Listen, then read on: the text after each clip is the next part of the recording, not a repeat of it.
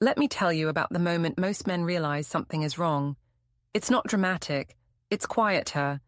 It's reaching for her and feeling her stiffen slightly. It's initiating closeness and getting a polite excuse. The woman who once couldn't keep her hands off you now treats affection like a chore. Here's what nobody tells men. Desire isn't a switch that stays on forever. It's a flame that needs tending. Most men have been slowly smothering that flame with habits that extinguish arousal instead of igniting it. But if the wrong habits can extinguish desire, the right habits can reignite it. Habit number 1. Reclaim your independent identity. One of the fastest ways to reignite her desire is to need her less. Not love her less. Need her less. When relationships settle into routine, you merge. Your identity becomes us instead of you and her. You become entirely available, entirely predictable, entirely safe. And safety, while essential for emotional intimacy, is the enemy of erotic desire. Desire requires a gap, a space between two separate people. When you merge completely, there's no gap left. Nothing to wonder about, nothing to want. Think about the beginning. You had your own life, your own passions. You weren't waiting by the phone. That independence was magnetic. Reclaim it. Rebuild the hobbies you abandoned, the friendships you neglected. Become a full person again instead of just her partner. When you have your own rich life, you become someone worth being curious about again. That's not distance, that's attraction. Habit number 2. Master the art of presence. This might seem contradictory to habit 1, but it completes it. When you're with her, actually be with her. Not half present while scrolling your phone. Fully present, completely engaged. Women's arousal is deeply connected to feeling seen. When you give complete, undivided attention, you communicate. You matter. You're worth my full presence. That kind of attention is rare, and rare things are desirable. When was the last time you really looked at her while she was talking? Not waiting for your turn to speak, just taking her in, like you were on your first date. Presence is foreplay most men don't realize they've stopped providing. Put down the phone, make eye contact, listen like what she's saying matters. When you master presence, you create moments of genuine connection, the kindling that desire needs to catch fire. Habit number 3. Reintroduce unpredictability. Routine is comfortable. Routine is also the grave where desire goes to be buried. When she knows exactly what you'll do and how every evening will unfold, her brain stops paying attention. You become wallpaper, something filed under already known. Desire lives in uncertainty, in the question, what's going to happen next? Think about your last week. Could she have predicted every evening? Did anything happen she didn't expect? If every answer is no, you've become completely predictable. And predictability isn't safe. It's boring. Small unpredictabilities work. A spontaneous suggestion. A compliment she wasn't expecting. Planning something without being asked. Initiating at a time she wouldn't predict. You don't need grand gestures. You need pattern interrupts.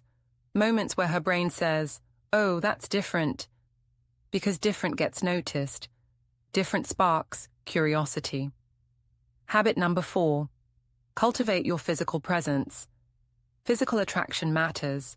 The way you carry yourself affects whether she desires you. This isn't about becoming a fitness model. It's about demonstrating you respect yourself enough to maintain yourself. When you take care of your body, you communicate self-worth. And self-worth is deeply attractive. It signals you're someone worth wanting. But it goes beyond fitness. How do you stand? Do you take up space confidently? How do you move? Is there ease and power, or tension and uncertainty? Look in the mirror. Would you be attracted to this person? Would you be impressed by the effort they put in? Hit the gym, not to become someone else, but to respect yourself. Dress like you care. Groom like you're worth the effort. Stand like you belong. These aren't shallow changes, they're signals, and signals matter. Habit number 5, create tension instead of always resolving it. Most men try to eliminate all tension, every need met immediately, every desire fulfilled before it can build. But tension, the right kind, is essential for desire. Desire is wanting something you don't yet have. If you have everything immediately, there's nothing left to want. Anticipation is often more arousing than fulfillment. The moments before carry more charge than the moments after. Remember early in your relationship when you had to wait for something, the anticipation before a date. That tension was delicious, and it's been missing. Recreate it. Send a suggestive message in the morning, and then go about your day. Make a plan and let her think about it. Start something and then pause. Don't be so available that there's nothing left to want. Tension isn't discomfort.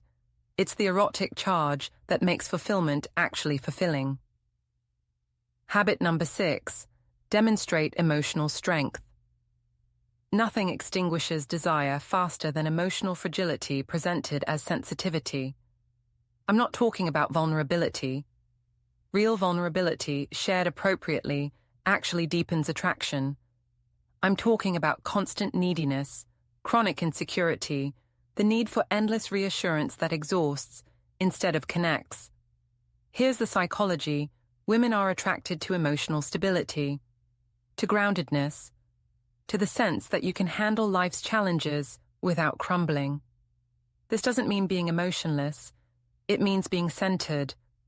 When you constantly seek reassurance about her feelings, you communicate doubt in your own worth. When you fall apart at every difficulty, you become someone she needs to manage instead of someone she can lean on. When your emotional state depends entirely on her response to you, you become a burden rather than a partner.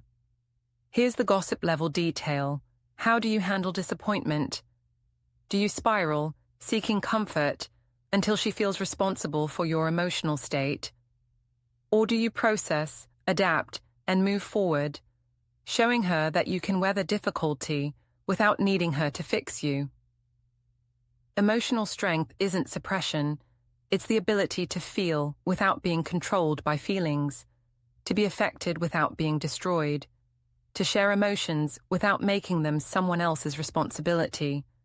That kind of groundedness is deeply attractive. It signals that you're a rock, not a reed. Someone she can desire instead of someone she needs to parent. Habit number 7, initiate with confidence, not apology. This final habit is where everything comes together. The way you initiate intimacy communicates everything about how you see yourself, her, and the dynamic between you. Most men, after facing rejection a few times, start initiating with apology, hesitation, uncertainty. Would you maybe want to... I know you're probably tired, but if you're not in the mood, it's totally fine. This kind of initiation is already defeated before it begins.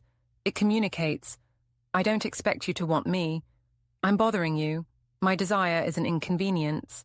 And that energy, it's the opposite of attractive. Here's the psychology. Desire responds to desire. When you initiate with confidence, not aggression, confidence, you communicate that you want her, that you find her desirable, that your attraction to her is something worth expressing without shame. That's arousing. Being wanted by someone who wants without apologizing for it. Here's the gossip-level detail. Think about how you initiate. Is there confidence in it? Is there genuine desire that she can feel? Or is there preemptive defeat, hesitation that signals you've already accepted rejection? Initiate like you expect her to want you, because confidence is self-fulfilling. Not pushy, not demanding. Confident, there's a massive difference. When she feels genuinely desired by someone who desires without shame, something shifts. She stops feeling like intimacy is something you're requesting and starts feeling like it's something you're both drawn toward. That's the energy that reignites flames.